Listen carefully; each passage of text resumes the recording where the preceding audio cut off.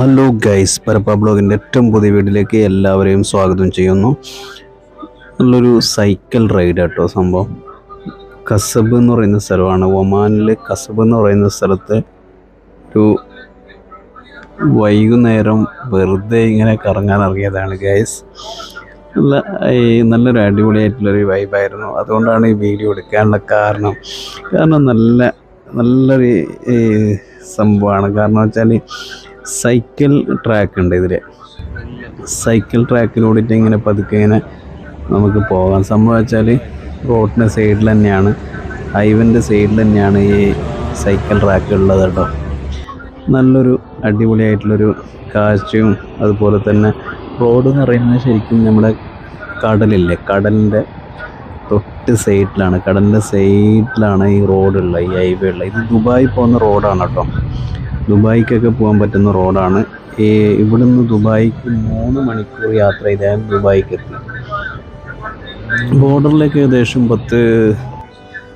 ഒരു 30 മിനിറ്റ് യാത്ര ചെയ്താൽ ബോർഡറിലേക്ക് എത്തും. അതായത് ഒമാൻ UAE ബോർഡറിലേക്ക് 30 മിനിറ്റ് യാത്ര ചെയ്താൽ ഇവിടുന്ന് ദുബായ് ബോർഡറിലേക്ക് എത്തും, ചെക്ക് പോസ്റ്റിലേക്ക്.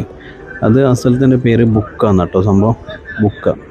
പിന്നെ ഇവിടുന്ന് അഡ്വഞ്ചേർഡ് ഒരു റോഡുണ്ട് കേട്ടോ. സംഭവം ദിബ്ബ ഈ UAE ബോർഡർ കിട്ടുന്നുണ്ട്, അവിടത്തേക്കൊരു അഡ്വഞ്ചേർഡ് റോഡാണ് അത്. സാധാരണ അങ്ങനെ ഈ 4 വീലൊന്നും ഇല്ലാത്ത വണ്ടിയൊന്നും പോകാൻ പറ്റില്ല. എന്താ വെച്ചാൽ അത്രയും വലിയ ഈ ചുരമാണ്, കയറ്റവും ഇറക്കൊക്കെ ഉള്ള ഭയങ്കര വളവും ഭയങ്കര ബുദ്ധിമുട്ടുള്ള റോഡാണത്. നല്ലൊരു നാടും അതുപോലെ തന്നെ നല്ലൊരു കാഴ്ചയും അടിപൊളിയായിട്ടുള്ളൊരു സ്ഥലമാണ് കേട്ടോ. സൂപ്പറായിട്ടുള്ള സ്ഥലമാണ്. നിങ്ങൾ വീഡിയോ മുഴുവനായിട്ട് കാണാൻ ശ്രമിക്കുക. ആദ്യമായിട്ട് വീഡിയോ കാണുന്നവരാണെങ്കിൽ വീഡിയോ ചാനൽ സബ്സ്ക്രൈബ് ചെയ്തിട്ട് വീഡിയോ കാണാൻ ശ്രമിക്കുക.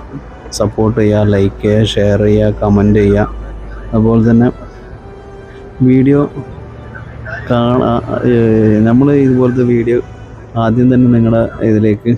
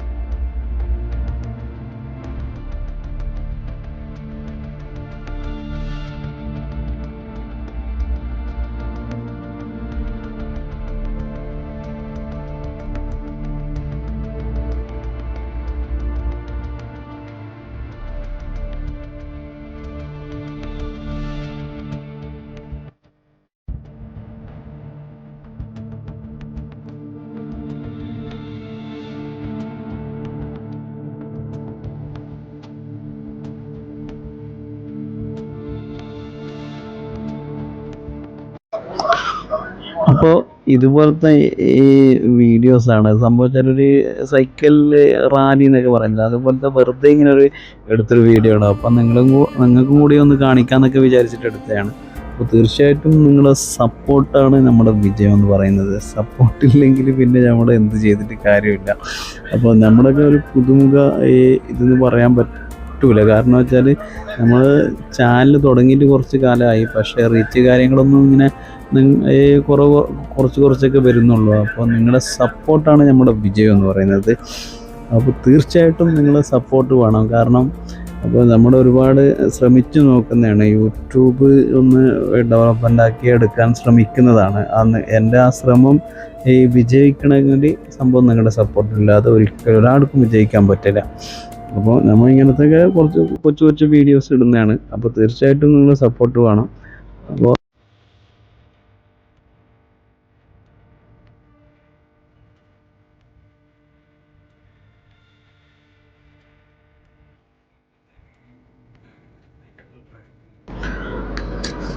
അന്ന് നമ്മുടെ വീഡിയോസ് എന്നൊക്കെ മൊത്തം ഒരു 10-15 മിനിറ്റൊക്കെ ഉണ്ടാവുള്ളൂ. കൂടിപ്പോയാൽ 10-12 മിനിറ്റിന് താഴെയുള്ള വീഡിയോസാണ് കൂടുതൽ ഞാൻ ഇടാൻ ശ്രമിക്കുന്നത്. കാരണം വെച്ചാൽ എല്ലാവരും തിരക്കാണ്. വീഡിയോ കാണാനോ അല്ലെങ്കിൽ ഈ യൂട്യൂബ് വീഡിയോസ് കാണാനോ ഒന്നും ആർക്കും അതിന് അത്ര വലിയ സമയം കാര്യങ്ങളൊന്നും ഇപ്പോൾ ഇല്ല. ആർക്കും സമയമില്ല. മെയിനായിട്ട് എല്ലാവർക്കും തിരക്കാണ്.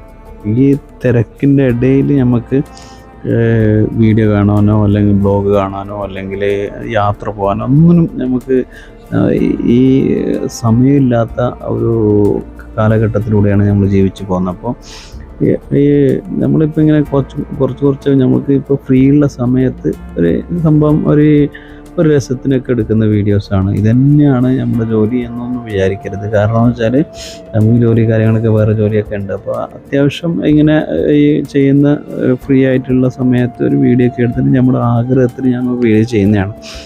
അപ്പോൾ വലിയൊരു ബ്ലോഗറോ മറ്റോ ഇതൊന്നുമല്ല. അപ്പോൾ